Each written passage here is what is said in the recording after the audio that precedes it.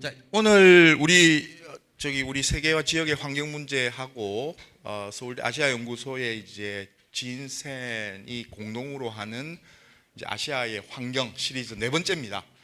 네 번째 강의고 그때 제가 여러 번 말씀을 드렸듯이 오늘은 이 국제 환경 협력 이쪽 부분에 대해서 이제 강의를 해주실 국립생태원의 김모경 연구원님을 모셨습니다. 일단 박수부터 한번 부탁합니다.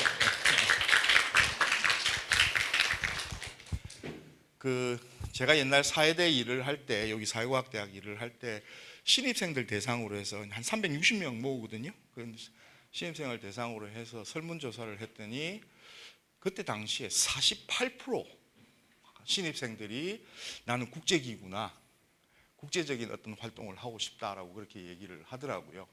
그래서 우리 젊은 분들은 이제 한국을 떠나서 국제적으로 활동하고 싶어하는 그런 욕심들이 이제 굉장히 많고, 이제 교수로서 아쉬운 점은 과연 이제 그런 어떤 목표, 희망을 우리가 충족시켜주고 있는가 하는 부분에서는 좀 교수로서는 좀 아쉬운 부분이 있습니다. 그래서 사실 오늘 우리 김모경 선생님을 모실 때 이 내용에 대한 것도 있지만 또 보시면 알겠지만 굉장히 젊고 또 외국에서 활동을 많이 하셨기 때문에 실제 여러분들한테 선배로서 만약에 그런 목표를 가지고 있다면 어떤 식으로 접근을 해야 될지 하는 데 대한 현실적인 얘기도 좀 해주실 수 있을 것 같아서 저 개인적으로는 책임 회피 내지는 책임 전가를 위해서 오늘 모셨습니다. 그래서 일단 오늘 강의는 생물 다양성과 국제 협약이라는 주제고요.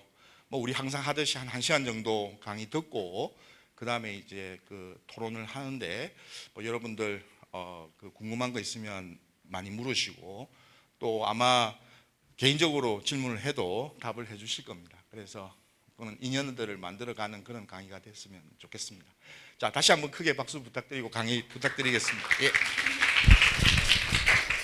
네, 안녕하세요. 저는 국립생태원 김모경 전임연구원입니다. 저는 국립생태원 정책기획부에서 국제협력 담당을 맡고 있고요. 국립생태원은 들어보셨나요? 국립생태원은 충남 서천에 소재하고 있고요. 생태연구기관도 있고 또 그 안에 교육 또는 전시도 하는 에코리움도 보유하고 있습니다. 생태 연구기관이다 보니 아무래도 자연스럽게 국제협력을 업무를 하게 되면 환경협약이나 환경기구들을 만날 수 있는 경험들을 하게 됩니다. 그래서 사실 오늘 제가 여러분을 직접 만나게 돼서 많이 좀 미리 정보를 좀 알고 있었다면은 어떤 거를 이제 말씀드릴지 좀 더 자세하게 준비해 올 수 있었을 텐데요. 좀 더 개괄적인 얘기들을 먼저 해드릴까 해요.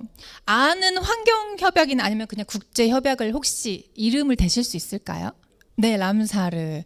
또 기후변화 협약, 그리고 뭐 람사르가 습지협약이었죠. 또 사이테스, 멸종위기종.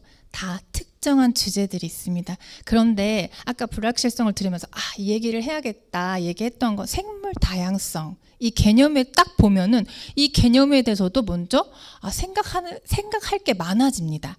무슨 말이냐면 생물 다양성 좋은 거 아닐까요? 라고 말하실 수 있지만 여러분이 이렇게 말씀해 주신 여러 가지가 있어요. 뭐 기후변화, 멸종위기, 뭐 습지, 그다음에 사막화 방지 테마가 있습니다. 근데 생물 다양성 어떤 의미가 있을까요? 생물 다양성을 정의 내리면 육상 생태계 및 수생 생태계와 이들의 복합 생태계를 포함하는 모든 원천에서 발생한 생물체의 다양성을 말하며 종래, 종간 및 생태계 다양성을 포함한다. 여러분은 되게 굉장히 똑똑하셔서 이 말을 딱 듣고 아셨겠지만 저는 잘 와닿지 않았습니다. 생물 다양성이 풍부하면 좋은가요? 그럴 것 같나요? 그런데 깨끗한 물, 1급수에서는 생물 다양성이 정말 낮아요. 인간에게는 마실 물이 되는데 마실 수 있는 깨끗한 물이 생물들에게는 수생 생물에게는 다양성이 낮은 거죠. 그런데 그러면 생물 다양성이 풍부하지 않으면 좋은 걸까요? 그것도 아니죠. 사실은 수생태계만 봐서, 수질만 봐서 그렇습니다. 왜 그러냐면 그 주변에 있는 숲생태계, 식생에는 굉장히 이로울 수 있죠. 그래서 맑은 물이 있다면 주변의 식생이 풍부하게, 생물 다양성이 풍부해질 테고, 또 그 맑은 물이 있다면 그 주변의 포유류들도 다양해지겠죠. 사실 생물 다양성이란 이렇게 한 관점으로만 접근해서 되는 게 아니고 여러 관점에서 여러 가지 관계를 통해서 통합적으로 봐야 되는 것이기 때문에 사실은 굉장히 어렵습니다. 그리고 생물 다양성 협약에서는 인간의 복지까지도 생각하고 있어요. 왜냐하면 우리도 생물 다양성 중에 하나잖아요. 그래서 그 생태계에 속해 있는 일부이기 때문에 인간까지도 같이 보아야 한다라고 보는 것이 생물 다양성 협약입니다. 그래서 생물 다양성 이 개념을 이렇게 말씀드리니까 굉장히 생각이 많아집니다. 그리고 어떻게 접근해야 될지 사실은 앞으로도 많은 연구가 필요할 수 있습니다. 그런데 우리가 지금은 생물다양성 협약, 제가 경험한 부분을 바탕으로 말씀을 드리겠습니다. 생물다양성 협약은 1993년 12월에 만들어졌습니다. 그리고 현재 196개의 당사국을 가지고 있죠. 당사국들은 투표권이 있습니다. 그래서 투표를 해서 이 결정이 땅땅땅 때려진다, 안 때려진다 이거에 대해서 결정을 할 수 있습니다. 그리고 생물다양성 협약의 목적은 생물 다양성을 보존하고 생물 다양성을 지속 가능하게 이용하고 또 유전자원으로 발생하는 이익을 공정하고 공평하게 공유하자 이런 목적을 가지고 있어요. 그래서 이 협약에서 했던 것들은 유명한 것들이 많죠. 카타르헤나 의정서. 이 의정서들은 다 지명이에요. 그래서 여기서 결정되면 카타르헤나, 나고야 의정서는 나고야에서 했어요. 이제 그런 식으로 이름이 붙거든요. 그래서 사실 비하인드 스토리를 말씀드리면 그렇게 유치를 해서 이렇게 많은 이렇게 물질적인, 경제적인, 재정적인 지원을 하면 어떻게 되겠어요? 이름이 올라가겠죠. 그래서 우리나라도 있을까요? 네, 있어요. 부산 아웃컴, 그다음에 그런 평창 선언문 있습니다. 우리나라도 있습니다.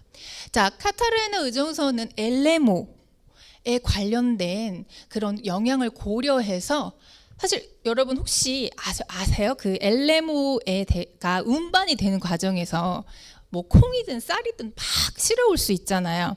그럼 그거를 지나가는 엘레모 나중에 엘레모를 조사를 해봤더니 세상에 우리 콩밭에 엘레모가 자라고 있는 거, 난 토종콩이라고 심었는데 알고 봤더니 트럭들이 지나다니면서 운송되는 트럭들이 주르르르 흘린 거예요. 그래서 주변이 막 다 야생콩들이 아니라 우리 집은 토종이에요, 한국산이에요라고 말했는데 엘레모인 거. 그럴 수도 있는 거예요.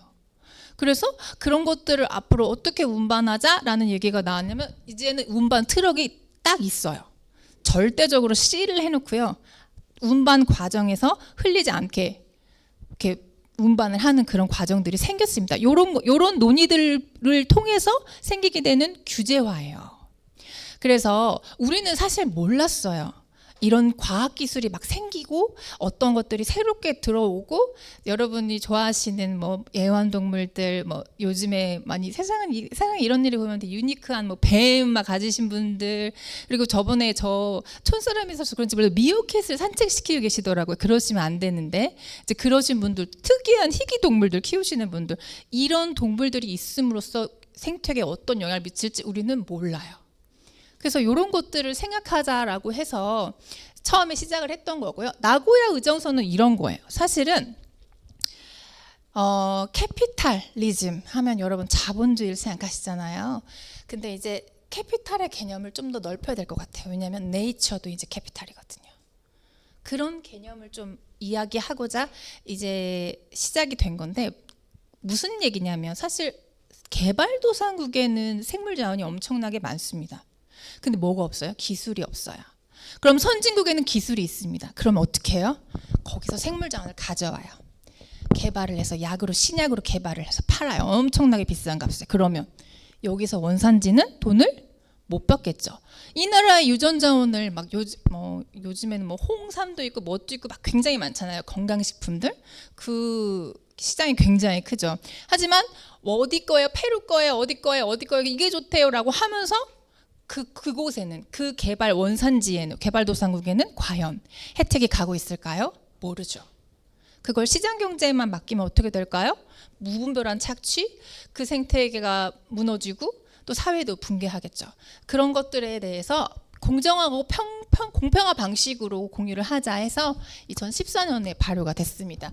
생물다양성 협약 어떤 일을 하나 했더니 이런 일을 하네요. 그리고 그런 거를 위해서 이익공유 체계라고 해서 ABS라고 적기를 줄이는데 사실은 경제 용어예요. 클리어링 하우스 메커니즘은 경제 용어이긴 하지만 어떤 식으로 말하냐면 정보를 클리어하게 공개를 다 하는 거죠. 그래서 이런 것들을 운영하면서 자신들이 나고야 의정서라든지 카타헤나 의정서라든지 이런 것들을 잘 협약을 지켜나가는지 모니터링하기 위해서 계속적으로 보고 있습니다. 그리고 또 뭐를 만들었냐면요, 아이치 타겟이라는 걸 만들었어요. 근데 이거는 시기가 지났어요. 이미 최신은 아니에요. 왜냐하면 2020년까지의 목표거든요. 근데 2020년에 뭐가 있었냐면 코로나요. 그때 있었잖아요. 그때 코로나 때문에 바로 뭔가 다른 게 나왔어야 되는데 그러지는 못했어요. 그리고 2020년까지 아이치 타겟이 생겼는데 아이치 타겟 1번이 이거예요. 2020년까지 사람들은 생물 다양성의 가치와 생물 다양성을 지속 가능하게 보존하고 사용하기 위해 취할 수 있는 조치에 대해서 인식한다라고 이렇게 나와 있고요. 제가 여기에다가 20개를 다 담을 수는 없었어요. 하지만 cbd.int 이 사이트에 가시면 여기에서 보실 수 있거든요. 그래서 여기서 봐주시면 될 것 같고요. 그리고 총 20개의 목표가 있습니다. 그러면 이거 가지고 뭐예요? 목표를 잡았으면 뭐래요? 목표를 잡았으면 뭐랄까요? 여기서 협약이 강제하는 상황이 있어요. 이게 뭐냐면 MBSAP을 강제합니다. 협약 당사국들에게 MBSAP을 내세요라고 해요. MBSAP이 뭐냐? 국가 생물다양성 전략입니다. 우리가 이렇게 글로벌 목표를 세웠어요. 이것에 달성하기 위해서 국가에서는 어떤 노력을 할지에 대한 계획을 세우세요. 그리고 그거를 이행했다는 보고서를 제출해 주세요라고 했습니다. 그래서 그거를 다 지키기로 하고 우리나라는 잘 따라오고 있어요. 잘 제출하고 있어요. 그래서 여러분께서 CBDINT 거기 그 홈페이지에 가셔서 보시면 우리나라의 내셔널 그 생물 다양성 전략을 보실 수 있습니다. 그래서 이렇게 당사국의 보고서를 통해서 이 효과에 대한 정보를 제시하라고 이야기를 하고요. 또 협약의 목표를 어떻게 달성할 것인지 이런 계획까지도 말해달라고 얘기하는 것이 바로 이 MBSAP이에요. MBSAP은 지금도 만들어지고 있습니다. 그래서 그 MBSAP을 가지고 그럼 뭐예요? 뭐 하는 게 되게 많죠. GBO라는 걸 만드는데요. Global Biodiversity Outlook이라는 걸 만듭니다. 그 MBSAP도 가지고 오고요. 또 다른 여러 기관들의 뭐 비정부 기관, 뭐 정부간 기구 이런 기구들의 많은 연구 기관들의 연구를 통틀어서 이걸 써요. 이게 뭐냐면 세계 생물 다양성 전망입니다. 그래서 여기서 그런 이제 앞으로 생물 다양성이 어쩌다 저쩌다 이런 말들에 대해서 이제 얘기를 지금 현황에 대해서 말한다 이런 얘기를 나오는데 저는 사실 여러분들이 저의 경험에 대해서 궁금해하신다면 글로벌 바이오다이버시티 아웃룩 4 2012년에 나왔습니다. 2012년인가요? 2012년?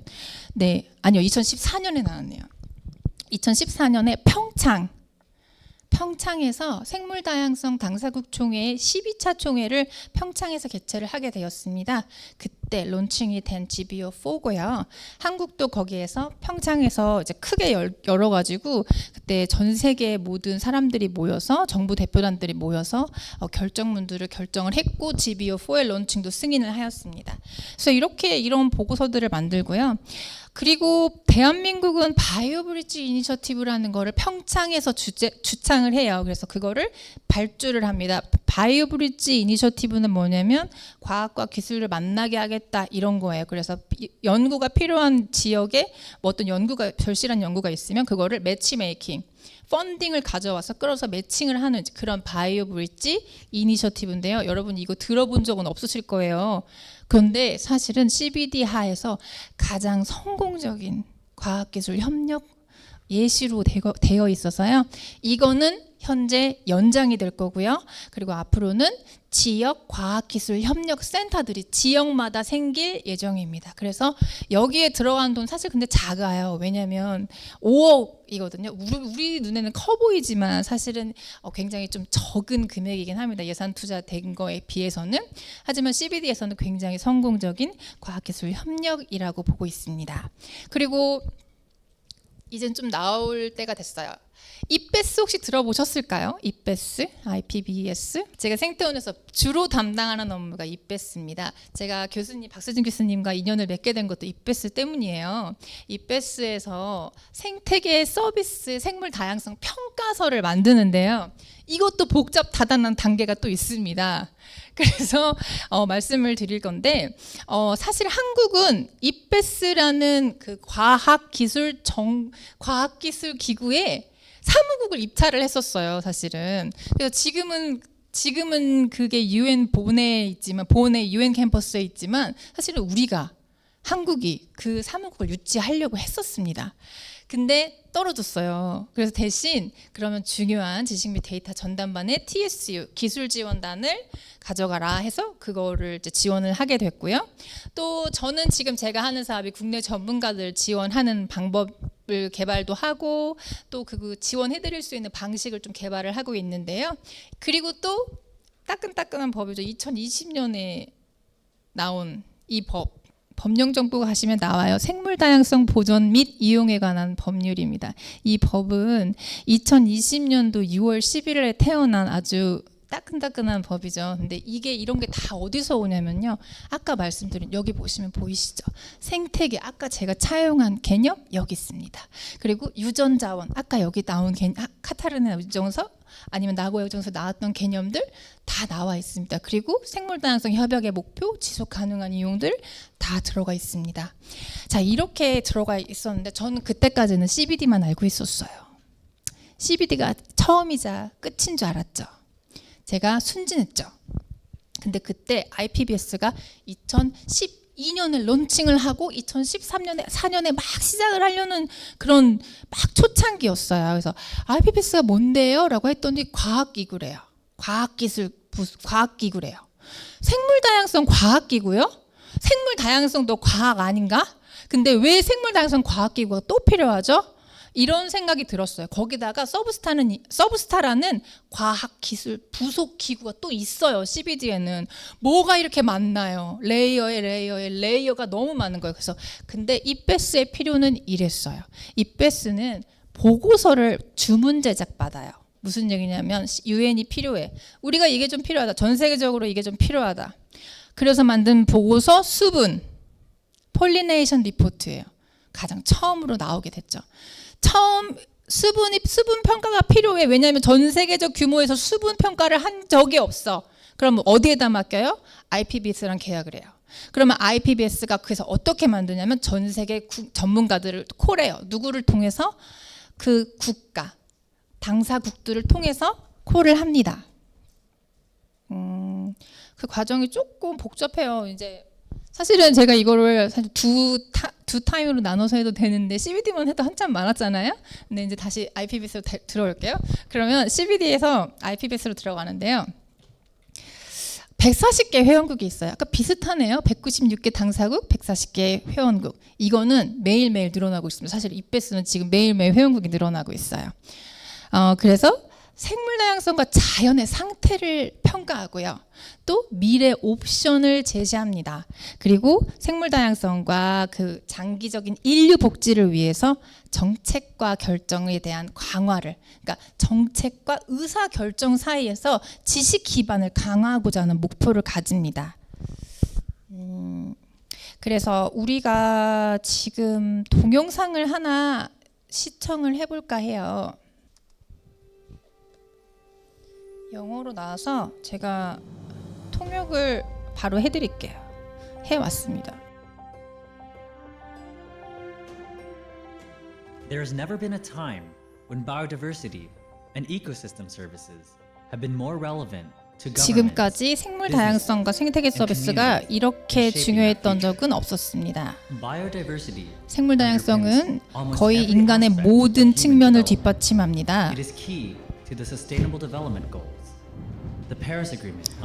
생물 다양성은 파리 협정 그리고 아이치 목표 등 이것들의 핵심입니다.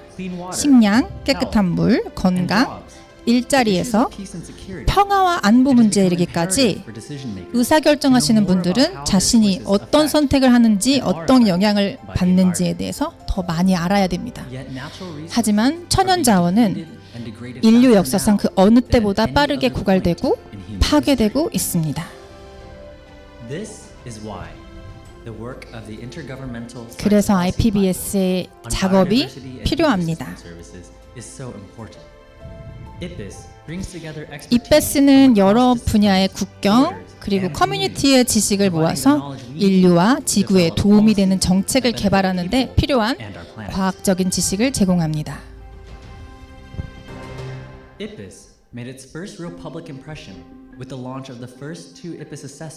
IPBES는 첫 번째 2개의 평가서를 개최하면서 대중에게 첫인상을 남겼습니다. 이 평가가 발표된 후 IPBES의 조사 결과를 검토하고 이를 바탕으로 한 기사가 발간되었습니다. 무엇보다도 2016년에는 IPBES 수분 평가의 주요 메시지가 공식적으로 CBD에서 승인되었습니다. 그리고 정책적인 영향력도 발휘했습니다. CBD 당사국 총회는 IPBES 시나리오 모델 평가 결과에 대한 조치를 장려했습니다.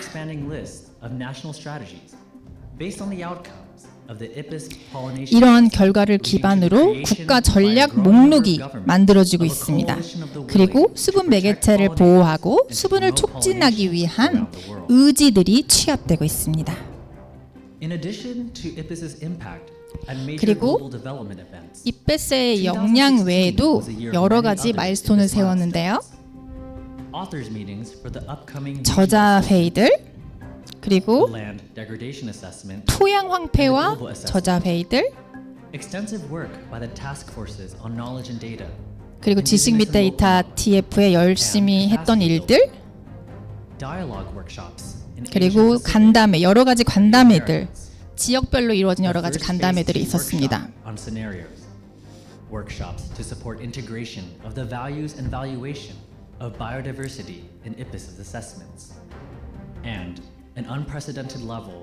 그리고 엄청나게 많은 홍보 활동들이 있었습니다. IPBES의 다음 목표는 뭘까요? 토양 황폐화 및 그리고 지역 평가가 큰 진전을 보이고 있습니다. 그리고 MEA 글로벌 평가에 반영될 것입니다.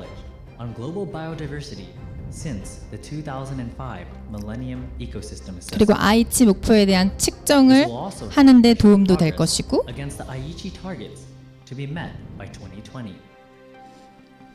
또 다른 어세스먼트도 시작될 수 있을 것이며 그 이유를 위한 작업 프로그램에 대한 논의도 시작될 것입니다.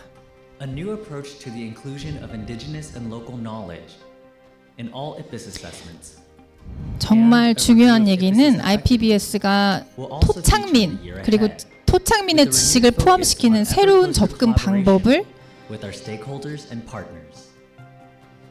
채택했다는 거죠. 여러분의 도움이 절실합니다. 회의실에서 이사회실, 집, 개인에 이르기까지 우리는 생물 다양성에 대한 더 나은 결정을 내릴 수 있습니다. 과학을 통해서 지식 기반을 강화하기 위해 IPBES가 다음 단계로 나아가는 과정에서 더 많은 자원, 전문가, 전문 지식, 그리고 홍보 등 모든 수준에서 모든 사람들의 역할이 있으며 IPBES의 영향력을 강화하는 데 도움을 줄 수 있습니다.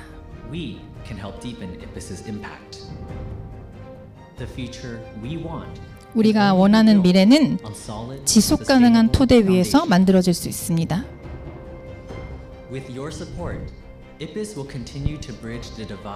여러분의 지원으로 이베스는 인간과 자연을 위해 과학과 정책 사이의 간극을 계속 좁혀나갈 겁니다.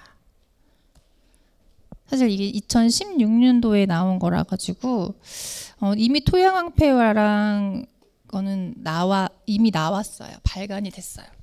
그러면 솔직하게 제가 말씀드릴게요. 이베스가 하는 일은 사실 평가서 제작입니다.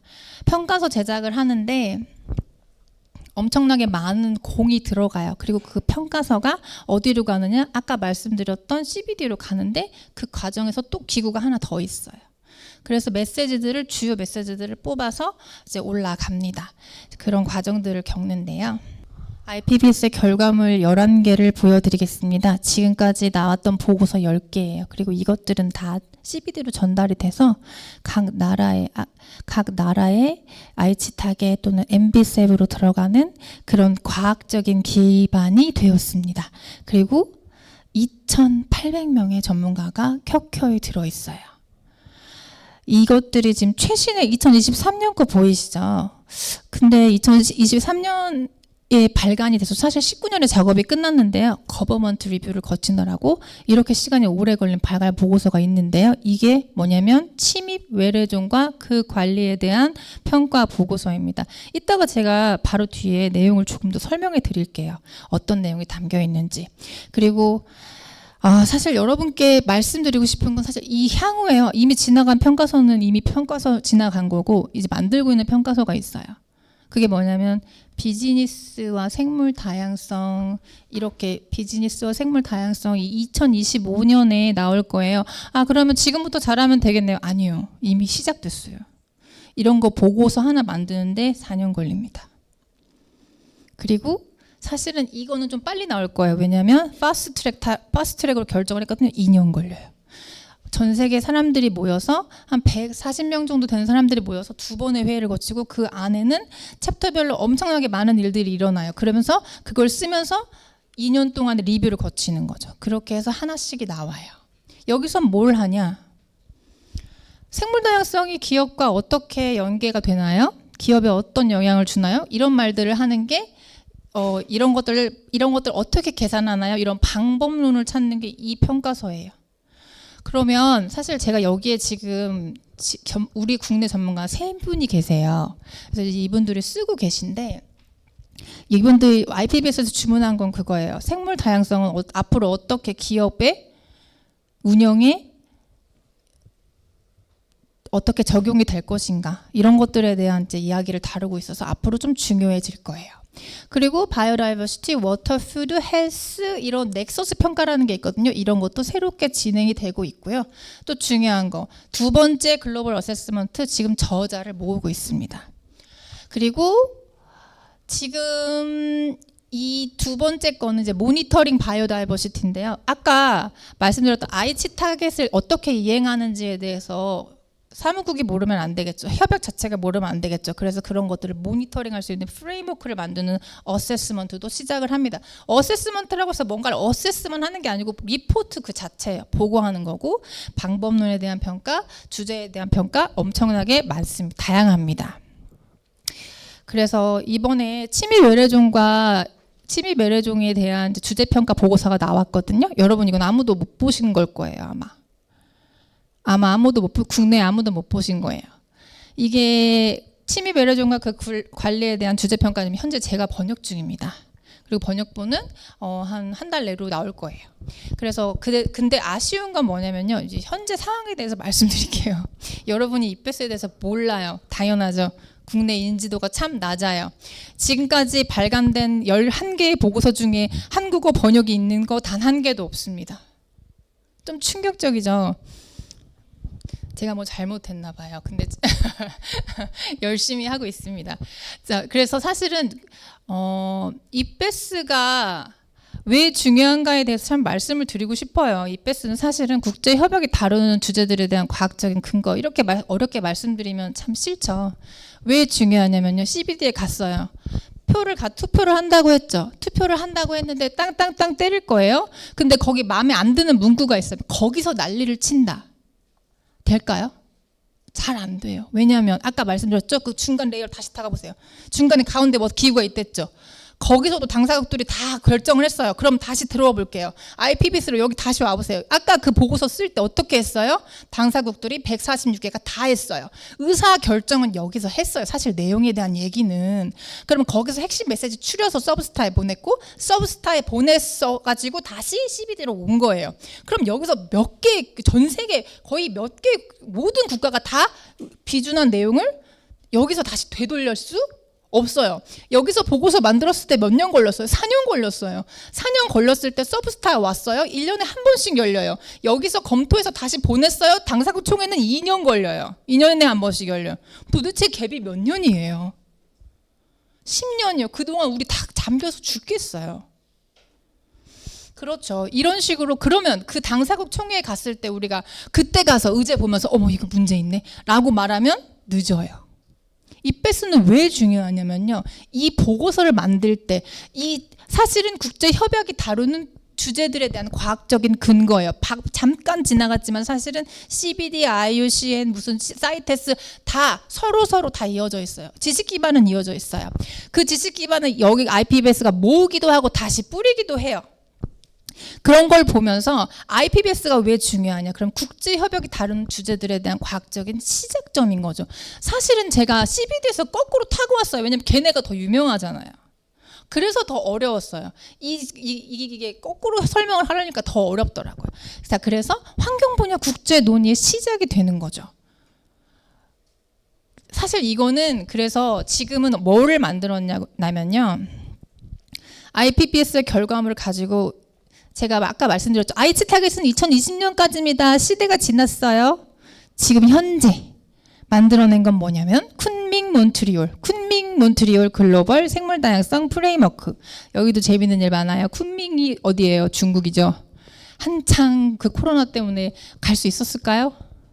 없었어요. 그래서 몬트리올로 그냥 갔어요. 원래 쿤밍 그 생물 다양성 협약을 이렇게 하려고 당사총회를 하려고 했는데 중국이라고 하니까 사람들이 못 가죠. 그래서 이건 2022년도에 됐거든요. 2022년도에 이게 프레임워크가 만들어졌는데 이 프레임워크도 결국엔 뭘 하고 있냐면요. 타겟이랑 다 만들어놨어요. 그럼 다 우리나라 분들 뭐 하겠어요? 우리나라 공무원분들, 우리나라 연구진들 다 뭐 하겠어요? 다 쿤메에 가서 어떻게 되는지 봐요. 근데 이게 과연 2022년 12월에 채택됐다고 그때 만들어졌을까요? 아니죠. 2022년에 만들어진다고 그 자리에 가서 내가 뭘 만들 수 있을까요? 아니에요. 왜냐하면 이 사람들이 가져온 건 뭐예요? IPBS 보고서, 옛날 거 보고서, IUCN 보고서 이런 걸 다 알고 있어야 여기 와서 할 말이 있는 거죠. 아니면 여기에 참여했었든지. 그래서 국제협약을 갔을 때 사실은 그래요. 협약을 갔을 때 지는 사람은 사실 이거는 웨스턴 컬처에서 다 그런데 화내는 사람이 져요. 화내는 사람이 진 거예요. 거기서 얼굴 찌푸리는 사람은 하나도 없어요. 하지만 뒤에 가면 다들 사람이에요. 얼굴 찌푸리는 사람은 한 명도 없어요. 그렇게 하는 예절은 국가 간에 그렇게 하는 예절은 없어요. 다 아무 말도 다 좋게 하는 게 맞아요. 그리고 막 밤에까지도 아무 말도 안 하고 서로 찬성 안 해 하다가도 다음 날 아침에 우리는 아름답게 합의를 이루었으며 이런 글이 나와요. 거기서는 아무 말 못해요. 근데 반드시 우리가 쫓아가야 할 부분은 지금 세계적인 환경 논의가 시작되는 곳이 어디인지를 정확하게 파악하고 그게 우리가 지금 멀더라도 그 전부터 준비를 해나갈 수 있어야 됐다는 거죠. 제가 좀 깊이 알려드렸습니다. 그래서 IPBS가 이렇게 멀리서 사실 막 멀리서 일하고 있는 것 같지만 사실 생각보다 더 중요하다는 걸 말씀드리고 싶어요. 그래서 제가 하는 과제에서는 국내 전문가들에 대한 전폭적인 지원을 할 것, 또 입배수에 대한 홍보를 할 것 이런 것들을 제가 다루고 있습니다. 그래서 외래종과 그 관리에 대한 주제평가 보고서 이게 나왔는데 이런 거 왜 뭐가 어떻게 중요할까요? 라고 생각하시지만 하실 수 있어요. 하지만 여러분도 잘 아시겠지만 코로나도 생태계 문제였던 거 아시죠? 서식지 파편화 그래가지고 이제 인간과 원래 그 코로나는 박쥐가 가지고 있는 코비드 19는 박쥐가 가지고 있는 수많은 코로나 중에 하나잖아요. 원래 가지고 있었고 항상 가지고 있는 거예요. 걔는 체온이 높아가지고 사람보다 체온이 높으니까 그게 발현이 안 될 뿐이지 그게 항상 가지고 있는 거예요. 근데 박쥐들하고 접촉할 수 있는 사람들이 많아지고 계속해서 전염성이 강해지니까 그런 거죠. 그런 문제도 사실 침입 외래종한테도 있을 수 있어요. 그리고 침입 외래종이 여러분 되게 유명한 거 아시죠? 선박 평형수 아시죠? 거기에서 뭐 홍합 같은 것들이 선박 그 씨앗 포자들이 오면서 다른 나라에 했고 거기서 토착종들이 다 멸종되는 일까지 일어나고 그런 일들에 대해서 생물 다양성이 그래서 어크러지는 거죠. 한마디로 고유 생태계가 전 세계적으로 다 비슷해져 버리는 거예요. 그렇게 되면 한 번에 절멸할 가능성도 엄청나게 많아지는 거죠. 그래서 그런 거를 막기 위해서 어떻게 관리하는가에 대해서 이렇게 얘기를 해줬는데요. 아, 좋은 말 같네요. 근데 이런 걸 왜 하죠? 여러분, 아까 우리가 이거 보여드렸을 때 우리나라 생물 다양성 보존에 대한 법에는 여기 침입 외래종 나와 있어요. 교란종이라고 나와 있거든요. 우리나라는 여기서 말하고 있지만 우리나라는 전 세계에 딱 17%만 침입 외래종에 관련된 법을 가지고 있습니다. 우리나라는 그 중에 하나인 거예요. 우리나라 잘 돼 있다고 해서 다른 나라가 안 돼 있다? 잘 돼 있을 거라 생각은 안 하는 게 좋아요. 왜냐하면 그래서 그 나라들은 어떻게 하냐? 요걸 기본으로 해서 법제화하고 규제화하고 그런 식으로 기본을 만들어 갑니다. 또 못 사는 나라들은 어떻게 할까요? 선진국하고 이어줘요. 기술 공유하도록. 우리나라는 어떻게 하고 있을까요? 사실 우리나라는 잘하고 있어요. 왜냐하면 한중일 정책 대화라고 해서 한국과 중국과 일본은 어때? 무역이 굉장히 많죠. 그 무역 그 과정에서 어떻게 방지하고 있는지 어떻게 처리하고 있는지를 저희가 1년에 한 번씩 만나가지고 다 얘기를 합니다. 몇 건 잡혔고 몇 건 어떻게 처리했고 여러분 요즘 핫한 흰개미들 그런 것들 진짜 많잖아요. 마사이 케냐를 저번 주에 다녔는데 마사이족은 집을 옮겨야 된대요. 왜냐하면 흰개미들이 집을 다 무너뜨린다고 하더라고요. 그래서 주기적으로 집을 옮기는 이유가 어디 따로 가고 싶어서가 아니고 집을 흰개미들이 다 무너뜨린다고요. 그 흰개미가 어디도 올 수 있냐? 우리나라도 올 수 있는 거죠. 어떻게 방지하냐, 어떻게 감시하냐에 따라서 결과가 달라질 수 있는 거죠. 그래서 그런 중요성을 말해주기 위해서 이런 보고서들이 나왔습니다. 사실 주제가 굉장히 저 혼자 감당할 수가 없어요. 아까 말씀드렸지만 수분은 얼마나 많겠어요. 제가 번역을 하다 보니까 조금씩 알게 되는 거지 얼마나 많겠어요. 또 토양왕폐와 같은 그런 주제를 다룬다면 또 얼마나 또 할 말이 또 많겠어요. 또 굉장히 깊은 내용이긴 하죠.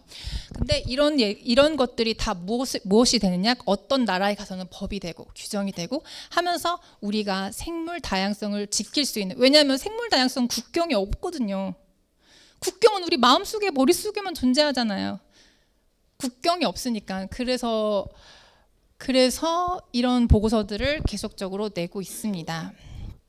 자, 그래서 우리나라는 아시아 태평양 지역에 속해 있어요. 하지만 아까 말씀드렸던 좀 창피한 얘기를 하고 싶은데 실질적인 얘기를 해드릴게요. 시차가 어때요? 유럽이랑 반대잖아요. 그럼 저는 항상 회의를 하면 11시 반에 해야 돼요. 밤에. 그쪽이 많이 배려해 준 거예요. 그것도. 그래서 그쪽이 일찍 나와줄게. 너네 나와라 하는 시간이 11시. 그러면 딱 가보면요. 아시아가 아무도 없어요. 그리고 딱 가잖아요. 그리고 회의가 있어요. 회의가 있으면 우리나라 분들 출장 가는다면 너 국외 출장 가 좋겠다라고 말씀하시잖아요. 근데 절대로 그 앞뒤로 휴가를 쓰거나 그럴 수가 없기 때문에 전날 딱 도착해서 벌떡 일어나야 됩니다. 그래서 무슨 일이 생기냐면요. 독일에 가요. 그럼 토요일 날 갔는데 12시간을 날았어요. 근데 계속 토요일이에요. 그래서 벌떡 일어나요. 일요일 날 다시 시작을 해요. 그러면 시차가 맞겠어요? 시차는 당연히 안 맞죠. 시차가 맞아야 되는데 또 뭐예요? 사무실에서 전화 와요. 새벽 4시쯤에. 미안한데 라고 하면서 전화를 하면 그러면 정신이 또 맑아요. 또 일을 해요. 그러면 또 그 사람들은 또 만나서 또 예를 그때까지는 괜찮아요. 4시쯤 그분이 오세요. 그래서 막 정신이 하나도 없어요. 그러면 시차 적응하려고 어떻게 하냐? 비행기에서 굶어요. 몸을 깨우려고 비행기에서 굶기도 하고 약을 먹기도 하고 막 그런 빨리 잘 수 있는 멜라토닌 요즘 그런 거 있잖아요. 그런 것도 좀 먹기도 하고 그래요. 엄청 힘들게 가서 1, 2, 3, 4, 5일 회의장에서 회의를 막 9시, 10시까지 계속해요. 그렇게 한 다음에 돌아오면 또 보고서 써야죠. 이런 일들이 계속 돼요. 근데 그러다 보니까 어떻게 돼? 아시아 태평양 저자들 많이 안 와요. 그러면 아까 말씀드렸다시피 IPBS 얼마나 중요해요. 근데 거기서 자꾸 빠지게 돼요. 그리고 사실 안타까운 건 그거예요. 아시아 태평양 지역은 보통 다 개발도상국이에요. 그래서 사실은 여기서 뭐를 주냐면요. 개발도상국들은 그 유엔에서 여비를 또 지급을 해줍니다. 그래서 오신 분들도 또 굉장히 많아요.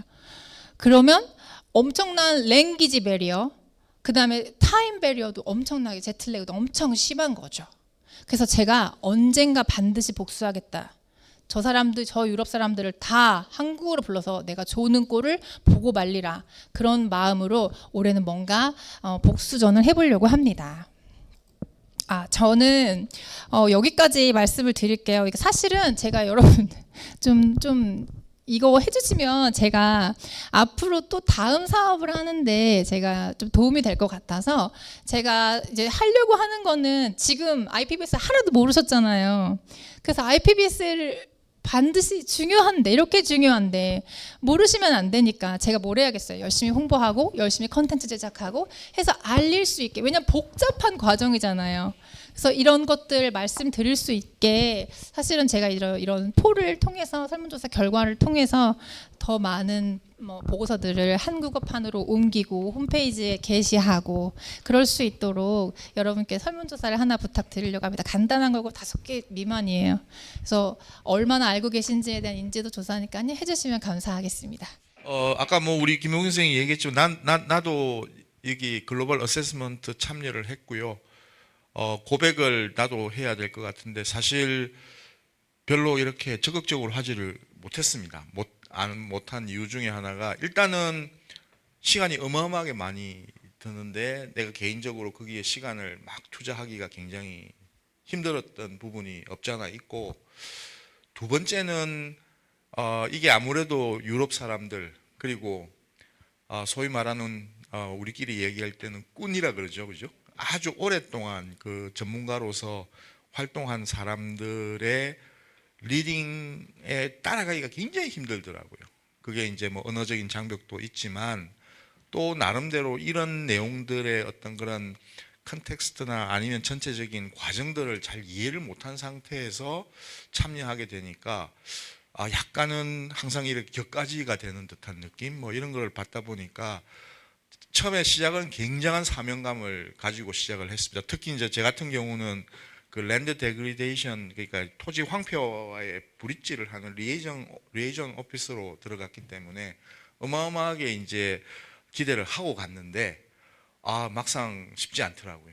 그래서 사실은 제가 기대했던 것만큼 기여를 못하고 나와서 지금도 상당히 아쉽게 그렇게 생각을 합니다. 그래서 제 개인적으로는 그런 역량은 젊을 때부터 차곡차곡 쌓아가야 될 것 같아요. 그래서 저는 김모경 선생님한테 개인적으로 기대를 많이 하고 있고, 또 우리 젊은 학생들이 사실은 목표를 가지고 차근차근 경력들을 쌓아가지 않으면 나이가 들어서 시작하기에는 굉장히 제약이 많은 분야가 또 사실은 국제 환경 협력이고 이 환경 협력만 그런 건 또 아닌 것 같아요. 모든 분야별로 국제적인 활동에는 사실은 상당한 노하우가 필요하고 경력이 필요한 것 같아서 여러분들이 오늘 뭐 이 중에서 국제 활동에 관심이 있는 사람들은 우리 이 계기를 통해서 조금 준비를 하는 어떤 그런 시간이 됐으면 하고요.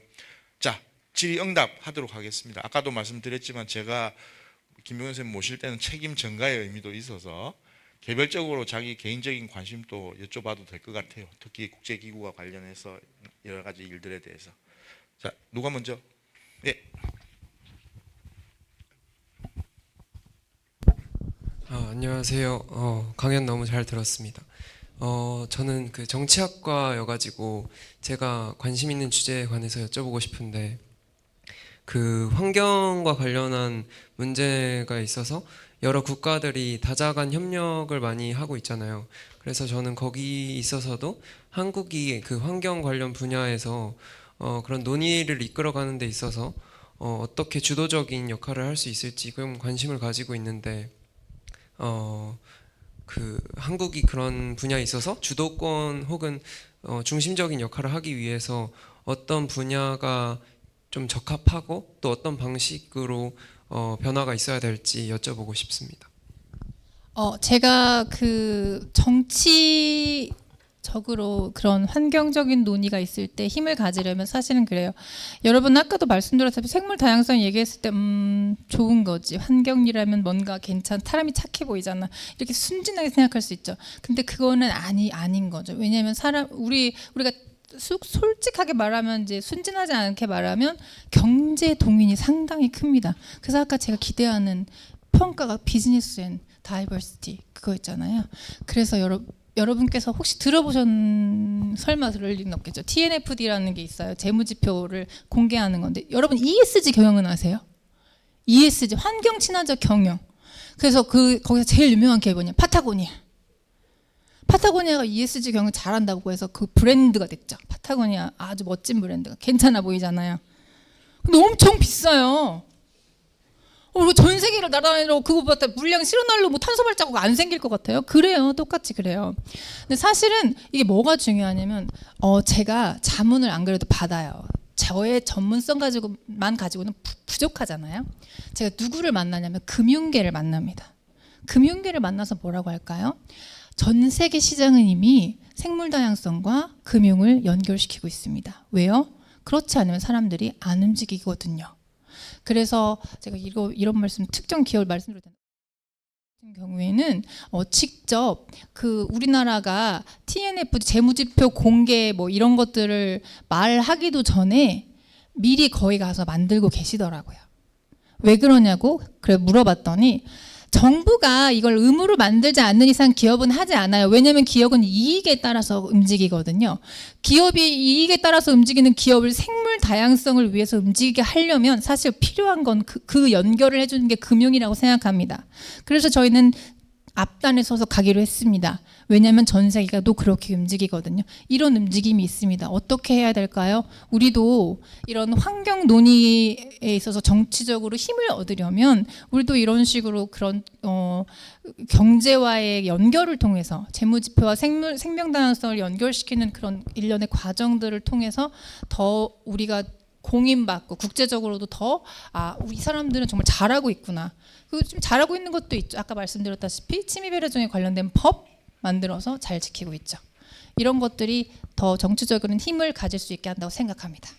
안녕하세요. 저 오늘 강연 잘 들었습니다. 저는 개인적으로 동남아시아 쪽의 환경 발전이나 환경 생태계 이런 쪽에 관심이 조금 있었는데 아까 말씀 들어보니까 협약 같은 거 할 때 이제 그쪽 국가들이 잘 참여를 못한다라고 하셔서 그런 쪽에 약간 그런 쪽 국가들의 환경 발전 지표나 그런 평가들을 알아보기 위한 자료들이 어디서 더 찾을 수 있을지 궁금합니다. 너무 좋은 질문이세요. 그쪽에서 가장 많이 나오는 게 갭이라고 하거든요. 저희는 지식 및 데이터 갭이라고 말씀을 드리고 싶은데 없어요. 데이터가 사실은. 왜 그럴까요? 연구가 안 돼요. 왜 그럴까요? 거기 사람들은 급한 게 뭐예요? 제가 재밌게 말씀드리고 싶은데 저는 이제 사실 생태 정보 플랫폼도 제가 이제 예전에 일을 했었거든요. 그래서 뭘 했냐면 맹그로브 숲이 뭐예요? 이렇게 맹그로브가 딱 하나 있는 종이에요. 전 세계에서 맹그로브가 짠물에서도 자라요. 그러니까 기수역에서 자라는 종이에요. 근데 얘가 뿌리를 이렇게 막 내리고 있잖아요. 그럼 여기 안에서 치어도 엄청 많고 생물 다양성 엄청 풍부해서 좋아요. 베트남 사람들이 거기다 뭘 했게요? 새우를 양식했어요. 여기를 이만큼 파가지고 새우를 양식했어요. 그래서 그 맹그로브 숲을 왜냐면 왜 급하니까 경제적인 그런 게 급하니까요. 그러면 이제 사실 그런 게 더 급해가지고 그런 연구보다는 사실 생계가 더 많이 급하니까 이제 그런 일들을 하게 되는데 그래서 사실은 저희 아까 말씀드렸다시피 많은 기여금을 내고 CBD도 기여금을 모여지면은 그걸 가지고 뭘 하냐면 ODA라는 걸 해요.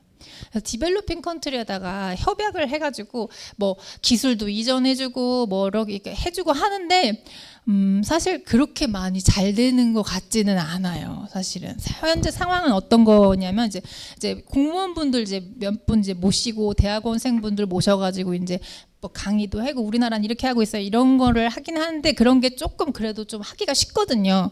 근데 사실은 많은 비용들이 그쪽으로 들어가고 사실 직접적으로 가기는 어렵습니다. 그래서 국제회의가 중요한 게 바로 또 여기 있어요. 거기서 누구를 만나요. 그럼 이런 연구가 필요하잖아요. 그럼 저는 어디 사람이에요? 국립생태원 사람이죠. 그럼 국립생태원 연구 진하고 묶어주는 거예요. 필요한 곳에 묶어줘. 그럼 뭐가 돼요? 국제 공동 연구가 되는 거죠. 국제 회의 갔다고 해서 회의만 가서 앉아 있는 사람은 없어요. 다 뒤에 가서 밥 먹으면서 얘기하면서 다 뭐를 또 하냐? 너네가 이런 좋은 기술을 가지고 있어? 그럼 컨설팅하자. 컨설팅 계약 만들어 와요. 너네가 이런 좋은 너네 연구할 거리가 이렇게 있어? 그럼 우리 같이 협력해서 공동 연구하자. 이렇게 하면서 아시아 지역의 데이터들이 채워져야 해요. 데이터가 없어요. 데이터가 없는데 정책 입안자들에게 지금 심각해지고 있습니다. 무슨 근거로? 그렇게 말할 수는 없잖아요. 데이터를 채우는 것도 중요한 거죠. 사실 환경일 하는 데 있어서는. 방금 말씀드린 그 맹그로브 데이터는 에코뱅크에 있습니다. 보실 수 있습니다. 네, 저도 강의 잘 들었습니다. 저는 아까 그 연구원님께서 희귀동물이 생태계에 미치는 영향이 중요하다고 말씀하셨는데 그 부분에 대해 조금 더 구체적으로 듣고 싶습니다. 이건 뭐 제 전공 분야는 아니지만 제가 희귀동물 이제 그렇죠. 이제 그 동물들이 많아지면 좀 그렇기도 한데 침입을 좀 관리하시는 분들 보면은 검역 기관에서 바로 연락을 받습니다. 테이프로 악어를 줄줄 싸가지고 이렇게 들여오세요. 사실 그런 비인간적인 그런 행위들도 많습니다. 그러면 악어가 이렇게 들어오잖아요. 그러면 이렇게 테이프로 또는 싸서 보면 뭔지 몰라요. 근데 들어오면 살면 3마리 중에 1마리만 살아도 또 남는데요. 근데 또 아시잖아요. 또 많이 들으셨죠. 구피 나타난 사건 들으셨어요? 구피 나타난 사건 그 물고기 구피 있잖아요. 구피. 그거를 누가 방생해 주신 거야. 저수지에. 거기에서 뭐 난리가 난 거야. 우리나라에서 구피가 나왔다.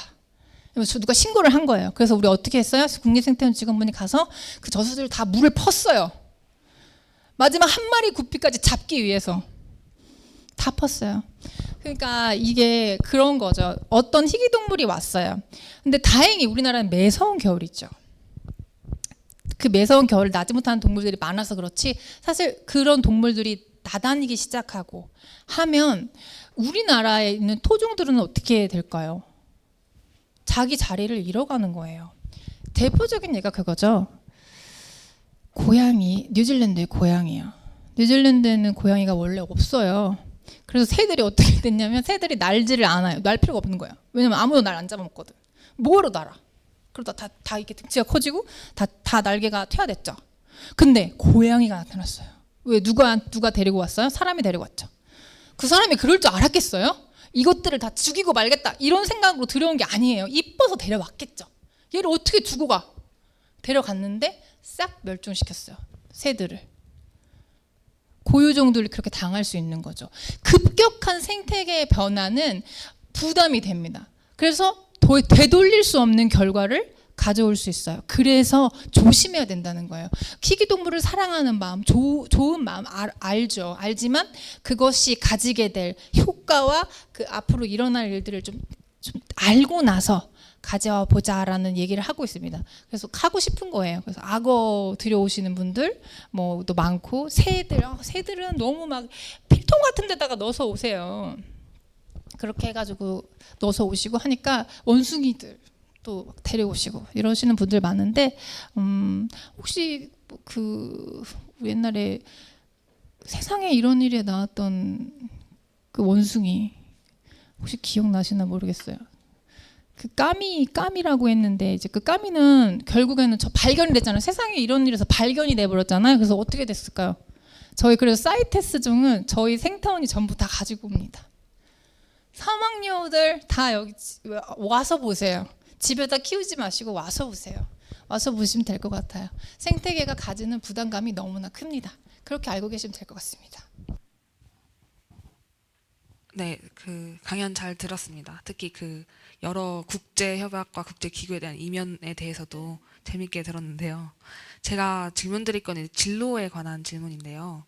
처음부터 그런 생물 다양성 관련한 것을 전공하신 것인지 아니면 그게 아니라면 어떠한 경로로 이런 일에 이제 가담하게 되셨는지 궁금합니다.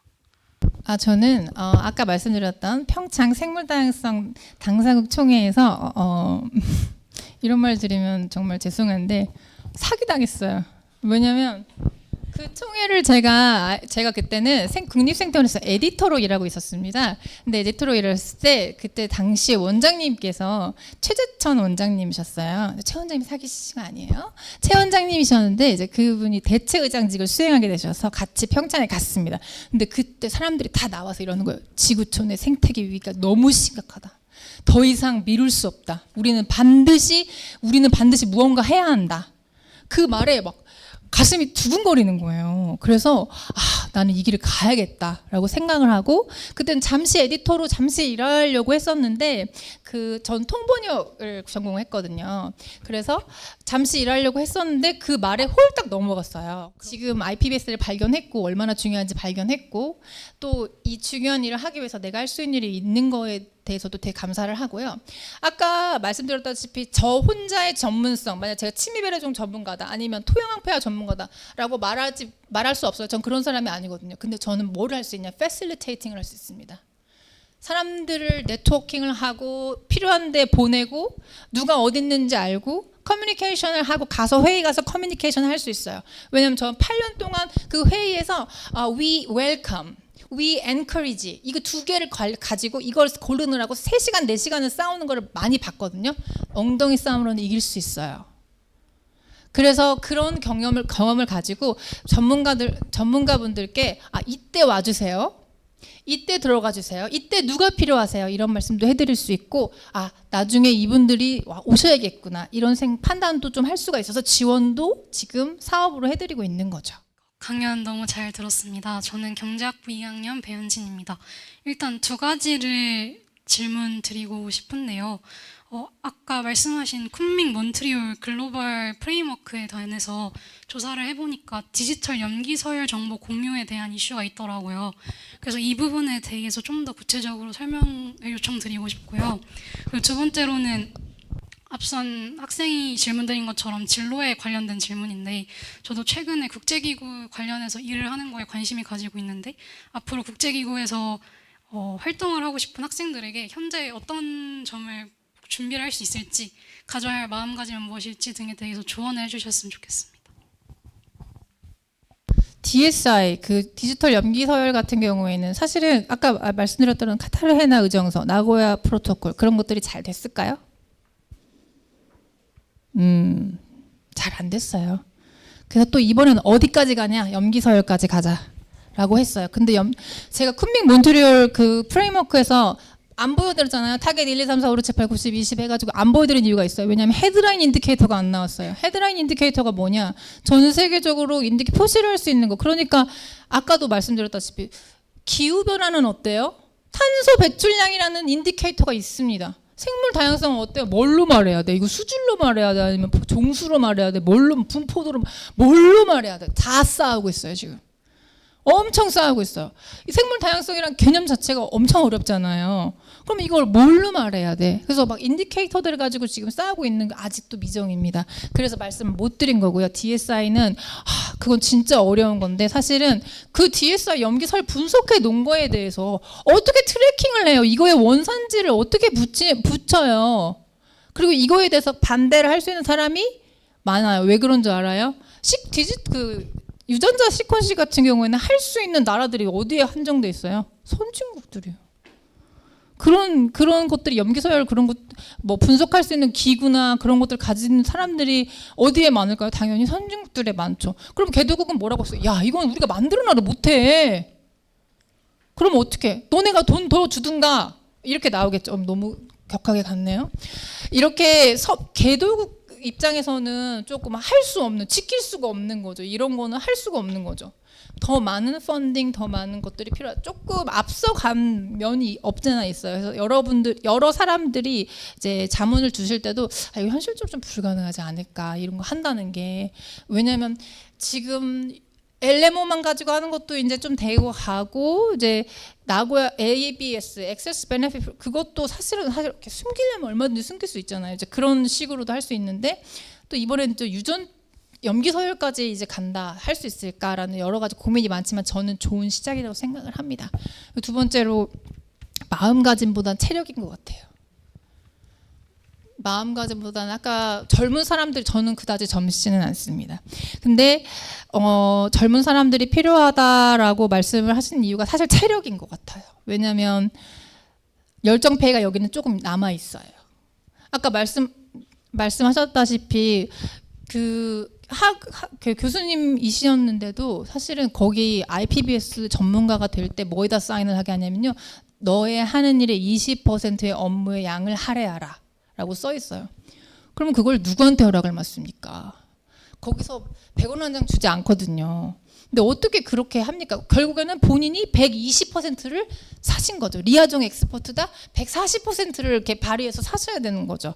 그것도 언제? 11시 이후에요. 너무 힘들죠. 그리고 회의에 가야 돼요. 회의에 가야 되면 정말 깜짝깜짝 놀라는 게요. 저도 정말 죄송했어요. 9시부터 9시까지 12시간을 회의장에 가둬놓습니다. 어디 가면 뭐예요? 똑같은 회의장인데 거기 가져서 계속 얘기하고 계속 브레이크 그룹하고 계속 그래요. 체력이죠. 아무래도 체력이에요. 하고 싶다는 열정도 중요하지만 여러분 지금부터 체력 관리 잘 하시고 그러시는 게 중요하다고 생각하고요. 사실은 또 말씀드리고 싶은 건 IPBS 홈페이지를 계속 봐주시기 바랍니다. 펠로우라는 걸 모집을 하고요. 그리고 또 IPBS 저자가 누가 되는지도 한번 보세요. 그래서 저자분들에게 이렇게 연락도 해보시고 하시면 뭐가 될 수 있냐면요. IPBS에는 뭐가 있냐, 펠로우십을 지원해주는 프로세스가 있어요. 그래서 여러분이 만약에 내가 여기에 대해서 관심이 있고 그럼 CV를 보내시잖아요. 그러면 내가 이 평가소에 펠로우를 하고 싶습니다. 그러면은 IPBS에서 여비도 지원해주고 와서 봐라라고 합니다. 그렇게 참여하시면 또 뭐가 되시겠어요? 나중에 저자가 될 수 있는 기회가 쉽게 열리겠죠. 이게 다 경험이잖아요. 그래서 IPBS 홈페이지 자주 보시고 펠로우십 프로그램에도 참여하시고 그래서 컨트리뷰팅 오서 그러니까 컨트리뷰팅 오서는 또 뭐냐면요. 그 저자분들이 선택할 수 있어요. 이 사람 내가 같이 쓰려고 해. 그러면 연구실에 계신 분들도 쓰실 수 있겠고 교수님도 이렇게 지원을 하시면 이제 교수님 제자분들이 컨트리뷰팅 오서가 될 수 있겠죠. 그래서 이제 그런 프로그램들이 있으니까요. 이용하셔서 해보시면 또 좋을 테고요. 그런 지금 방금 말씀해 주셔서 만약에 이렇게 저한테 말씀해 주시면 저도 한번 그런 프로그램을 만들어 볼 수 있도록 한번 노력해 보겠습니다. 경험하실 수 있는 그렇게 해보겠습니다. 네. 우선 강의 너무 재밌게 잘 들었고요. 오늘 강의에서는 그 생물 다양성에 대한 인간 활동의 영향을 중심으로 그 국제 협약 내용을 다루셔가지고 인간과 생물 좋은 관계는 잘 배울 수 있었는데 그렇다면 최근 지구 온난화 같은 기후 변화에 따른 생물 다양성 파괴 문제에 대한 논의나 협약은 어떻게 이루어지고 있을지 추가적으로 궁금합니다. 네, 기후 변화 협약과 지금 관련돼서 안 그래도 워크숍을 했습니다. 2022년도에 워크숍을 했고요. 거기에 대한 보고서가 나와 있어요. 그래서 그 자연이 생태계가 파괴되는 직접적인 요인 중에 하나가 기후 변화로 들어가 있거든요. 그래서 이제 그것에 대해서 밀접하게 관계가 있다라는 걸 얘기를 하고 있고 그거에 대해서 그거를 파악할 수 있는 지금 연구가 부족한 상황이에요. 그래서 IPBS와 IPCC는 서로 만나서 그래서 그것들을 어떤 리서치들을 해야 될지 우리가 밀어줘야 되는 리서치들, 투자해야 될 리서치들에 대해서 찾아내고 있는 과정입니다. 그래서 지금 현재 지금 말씀하신 그 논의가 지금 서브스타나 IPBS에서 지금 되고 있고요. 지금 그거에 관심이 있으시다면 아까 말씀드린 IPCC와의 그 보고서 또 한번 찾아보시고 아까 그러셨으면은 보고서 중에 없으셨을 텐데 그것도 제가 번역을 할 예정이거든요. 그런 것들도 찾아보시고 앞으로 CBD가 뭐라고 말하는지도 계속 팔로우업 해주시면 될 것 같습니다. 네. 네, 안녕하세요. 먼저 좋은 강의 감사드립니다. 저도 진로 관련돼서 질문을 한 가지 드리고 싶은데 지금 연구원님께서 이제 국제 무대에서 일을 해주시고 계시는데 내가 이 일을 하기 정말 잘했다라고 생각하는 부분이나 아니면 이건 내 그냥 환상이었구나라고 생각하는 부분이 혹시 있을까요? 그 불확실성에 대한 강의를 아까 해주셔가지고 제가 할 말이 있는데, 사실 산불의 복원, 제가 다른 연구들도 많이 보고 있거든요. 근데 여러분, 산불 요즘에 유행이잖아요. 되게 산불이 막 나기 시작하면 걷잡을 수도 없고, 사실은 그런 기후변화 때문에 그런 일이 진짜 있는 걸까 아니면 자연발할까라는 생각도 하는데, 지금 저희 생태원에서 하는 일 중에 하나가 산불 훼손지를 복원하는 거예요. 근데 복원하는 상태에 대해서 왜 이런 얘기를 하냐면요. 그러면은 복원을 하는 게 맞아요? 옛날 그 상태로 돌릴까요? 그게 맞나요? 아니면은 산불이라는 거는 원래 자연적인 현상이므로 놔둘까요? 그건 낫나요? 어디를 기점으로 복원해야 맞는 거죠? 라는 이제 그런 생각을 막 논의를 하시는 분들이 있어요. 그러면 답이 없구나, 우리는 모르는구나 라는 생각을 할 때 조금 힘듭니다. 그리고 아까 말씀 들었다시피 막 12시간, 14시간 할 때 그러고 나와서 이제 나오는 말이 어느 나라의 입장도 미간도 찌푸리게 하지 않을 그런 예쁜 말들. 그러니까 우린 자연의 많은 혜택을 받고 있고 우리는 자연을 보호해야 하며 보존해야 한다. 이런 말들만 우리가 되새김질을 하고 있을 때는 사실 환상이 좀 깨집니다. 하지만 그럼에도 불구하고 이거 좀 이상한 얘기일 수도 있는데요. 자연을 마주할 때마다 잘했다고 생각이 듭니다. 실제 자연을 마주할 때마다 그래, 내가 여기서 이런 것들을 위해서 일해야지라는 생각을 합니다. 아침에 새소리를 들을 때, 생태원의 새소리를 들을 때, 지금 또 아까 잠시 가을길을 걸었는데 캠퍼스 너무 멋지더라고요. 뭐 할미새였나요? 할미새도 있고 까치도 있고 그랬을 때, 그리고 가끔 매미 아시죠? 매미 연구 결과 아시죠? 매미가 도시에서 더 크게 우는 거 아세요? 도시 소음이 크니까 자기는 더 크게 내는 거래요. 그게 그런 것들을 생각하면서 매미를 바라보고 있을 때, 그럴 때 사실 실제 자연을 제가 마주하고 있을 때 솔직하게 말하면 잘했구나 싶습니다. 네. 예, 감사합니다. 저기 질문 없어요? 있어?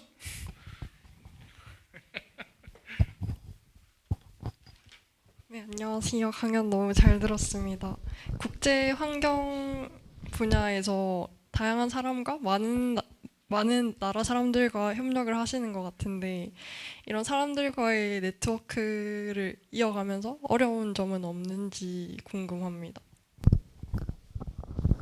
사람들과의 네트워크를 성격이 좀 중요한 것 같아요. 그래서 좀 먼저 다가가고 좀 그렇게 좀 아주머스러운 것 많이 이렇게 표현하면서 하거든요. 사실 근데 표현하는 게 제일 중요한 것 같아요. 그래서 사실은 뭐 제가 영어를 배울 때 교회 할머니들한테 배웠어요. 그래가지고 그 호주 교회 할머니들이 막 beautiful, you wonderful, you awesome, you beautiful, you sweet things 막 이런 얘기 많이 하거든요. 그런 것들을 자연스럽게 해주시는 것도 참 언어적인 것도 참 중요해요. cultural barrier가 없어야 되는데 이제 그런 것들 먼저 다가가서 인사하고 안부 물어주고 하는 것들이 되게 중요했어요. 그리고 뭐 어렵진 않았어요. 어렵진 않았고 워낙에 성격이 저도 이렇게 막 숨어 있는 편은 아니고 일이 있으면 가서 하고 저 사람이 날 좋아할까 이런 걸 생각하기보다는 그냥 거기 있는 사람은 다 괜찮은 사람들, 왜냐면 다 일이 먼저인 사람들이니까 먼저 다가가서 말씀하시고 교류하시면 편하게 되실 거예요. 그렇게 생각합니다. 네. 열정적인 강의 잘 들었습니다. 이제 국제 협약이나 아니면 국가 간의 선언문 같은 거를 작성할 때 아까 말씀해 주신 것처럼 일상적인 수준에서는 구분이 안 되는 용어들을 가지고 끝도 없이 이제 싸운다라고 하셨는데 왜 그런 행위를 하는 건가에 대한 궁금증이 있습니다. 네, 그런 행위를 왜 하냐고요? 그런 행위를 하는 이유는 이제 자기가 생각하는 때 뭐 이런 문구가 개도국에게 이럴 것 같다. 아니면 그런 거죠. 우리가 엔도스라는 말이 좀 더 강하다. 이런 말을 하고 웰컴이라는 말이 좀 더 약하다라는 말을 했는데 거기에서 우리가 키 메시지는 endorse하고 전체 챕터는 웰컴하자 이런 말이 나오거든요. 그러면 이제 거기서 뭘 싸우냐면요. 아, 그러면은 왜 전체 메시지는 그동안에 모든 사람들이 수고를 했는데 왜 안 하냐 뭐 이런 식으로 이제 얘기를 하기 시작하면 끝이 없어요. 뭐 필요 없다고는 말 못 하고요. 근데 사실은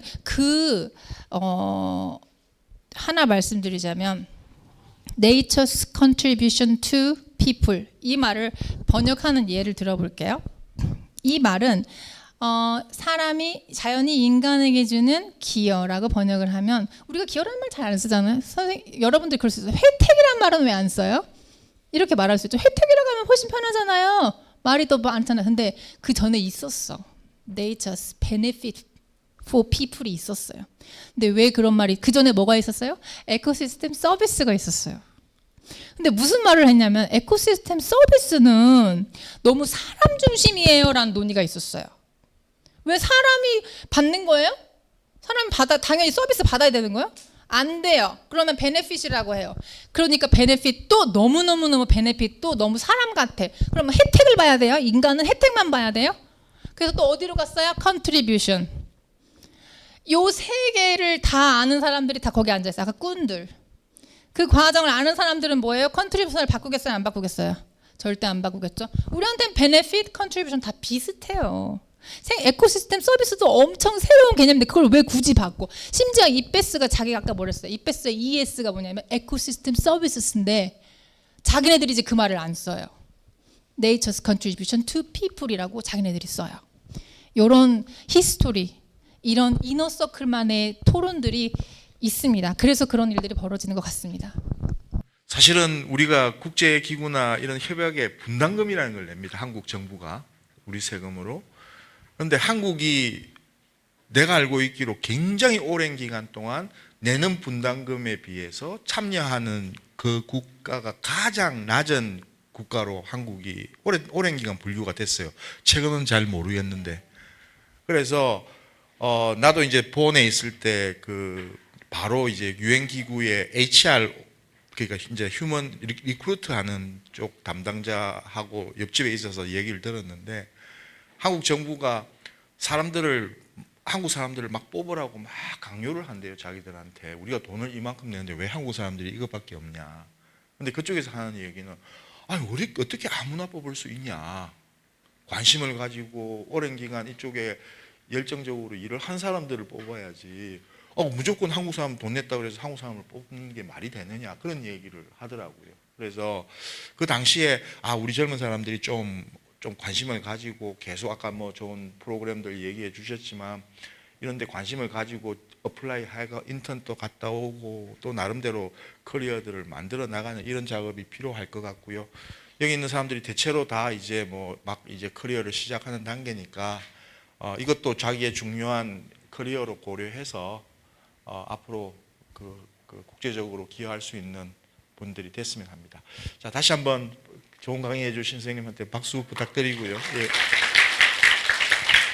자, 오늘 강의는 이걸로 마무리하고 우리 다음 시간에 다시 만나도록 그렇게 하겠습니다. 자, 수고 많았습니다.